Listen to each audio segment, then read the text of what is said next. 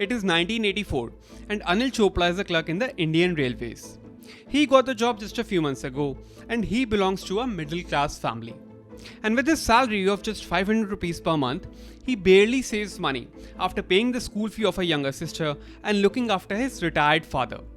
But life is good. Anil is also an avid reader and an active investor.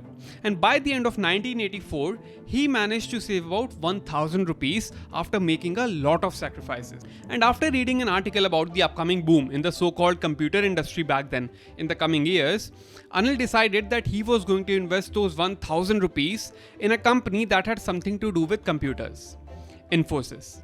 Despite his father's warning about how the entire stock market is nothing but a big gamble, Anil goes ahead and buys 10 shares of Infosys for about 100 rupees each. The years go by and the value of his investment continues to grow. But Anil Chopra does not sell. And finally, he retires from his job in the railways in 2023 and he decides to take an active look at his portfolio. And he finds that the 1000 rupees that he invested in Infosys in 1984 have turned into more than 1.45 crore rupees now. And this is how Infosys has generated wealth for thousands of people across the country by creating one of the most valuable IT companies in the world. Infosys is one of the top 10 companies in India by market cap, and it is behind only one other IT giant, TCS. But while TCS was started by the mighty house of Tatas, who already knew how to navigate the license Raj back in the 1980s, Infosys was started by a group of 6 men with a mere sum of 10,000 rupees on a loan, led by Shri Narayana Murthy. So how did such a small startup manage to turn $250 into a company with a market cap of $70 billion? Well, the story starts with the state of the global IT industry back in the 1980s. This was a time when the relatively new computer industry was expanding rapidly. To give you an idea, in 1969, globally there were just 4 computers connected to the internet. But by 1990, this number increased to 313,000, and by the year 2000, it was over 36 million. In 1981, IBM introduced the first personal computer, and by 1990, US alone had 50 million personal computers. The US was the birthplace of computers and dominated the industry. And in 1980, it accounted for 80% of the global computer industry revenue. But there were downsides to this sudden boom as well. Firstly, with this massive growth in the US, there was also a growth in the demand for skilled IT professionals and services. So the cost of hiring and retaining IT professionals was skyrocketing in the US, due to which Western companies were under immense pressure to reduce costs. And because hiring local talent was becoming so expensive, these companies were seeing a rise in costs without a proportional rise in revenue. And secondly, the traditional models of software development were very slow and inefficient. In the rapidly expanding industry, time was extremely crucial, and people working 9 to 5 was not proving to be enough. However, on the other hand, at the same time, India was quite behind in this IT revolution. Even by 1980, computers in India were usually big, mainframe systems used by the government and some large private companies. And while I could not find the exact numbers, some accounts say that there were less than 100 computers in the entire country back then. But this does not mean that there was an absence of talent. In the 1980s, thousands of engineers were graduating every year with no demand in the nascent Indian IT market to absorb this talent. So when Narayana Murthy started Infosys in 1981, the problem statement and the business model were very clear to him. There was a shortage of talent in the US and a shortage of jobs in India. And these two pieces of the IT puzzle could be joined to make incredible profits. But here, it is important to realize that Narayana Murthy wasn't the only person to recognize this gap in the market.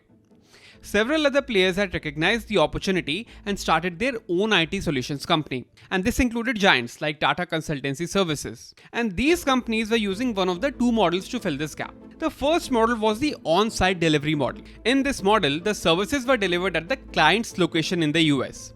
And the service provider's team works directly at the client's site. So let's say that TCS gets a client named Ford Motors in the US. Then TCS will send its team to the Ford Motors office in the US. This model was great because it ensured direct communication and instant feedback without any delay. However, it was also quite expensive, involving the costs of visa, travel, accommodation, and higher wages.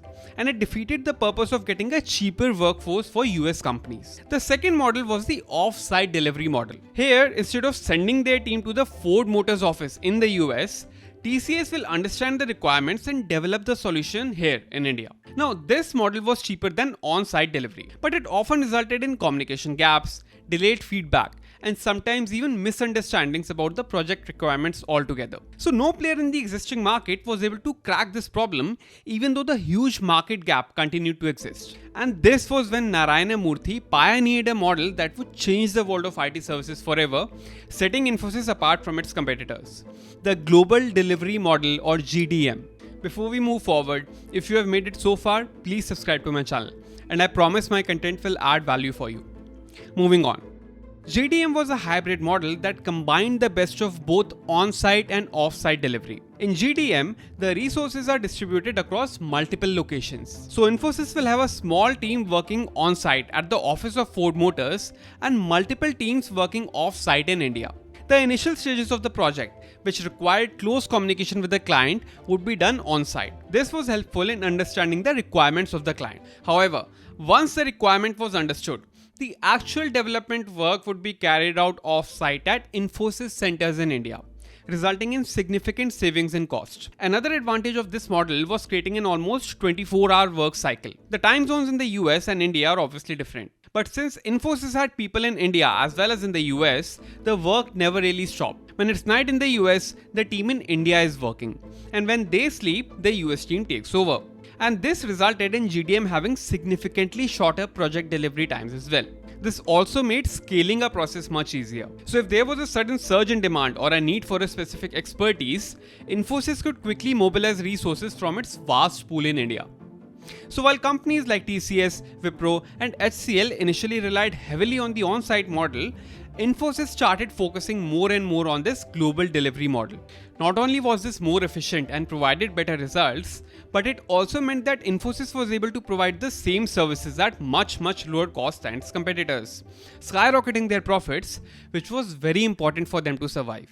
Unlike the startups today, Infosys has been remarkably profitable since the beginning. After starting up in 1981, the initial growth of Infosys was slow and full of challenges. Other than Narayana Murthy, all the co-founders were young and in their 20s with no investment capital.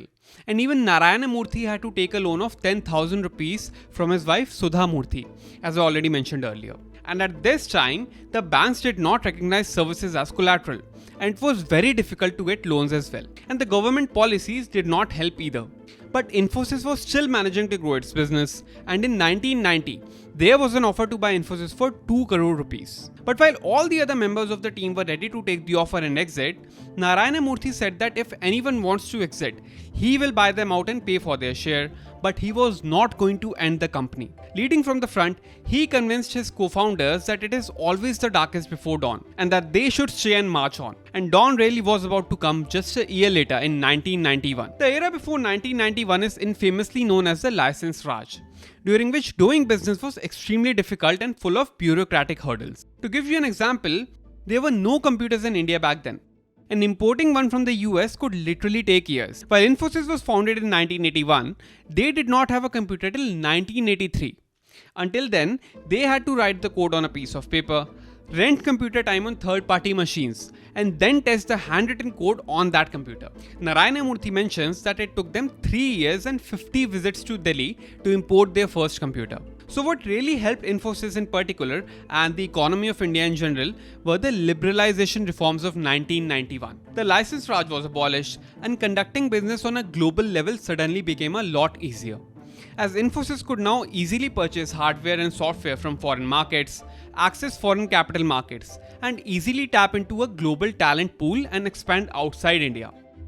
What also helped them was the shift to a software-based economy at the same time in the 1990s. The 1990s saw the mass adoption of PCs in households as well as businesses, driving the demand for software applications. This was also the time when the internet literally exploded and the dot-com bubble was in the making, driving massive investments into the tech sector.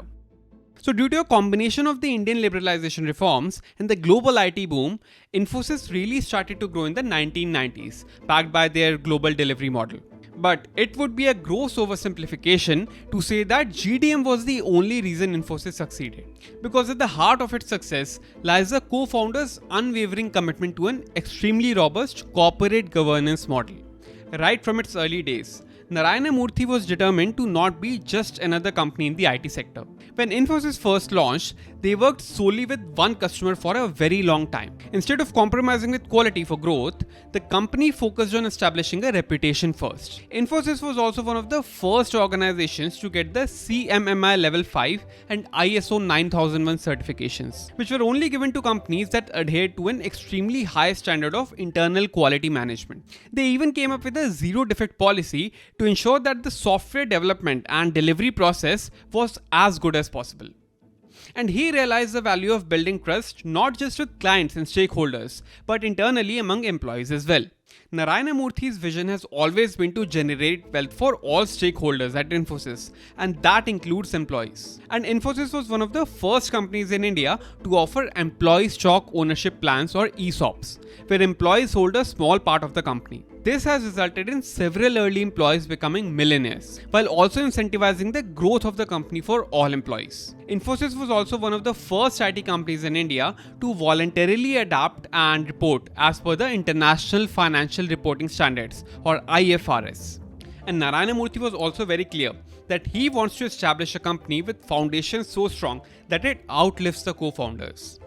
It has a dedicated Infosys Leadership Institute in Mysore to identify potential leaders within the company and provide them with training and mentorship. And you can already see the perfect example of this.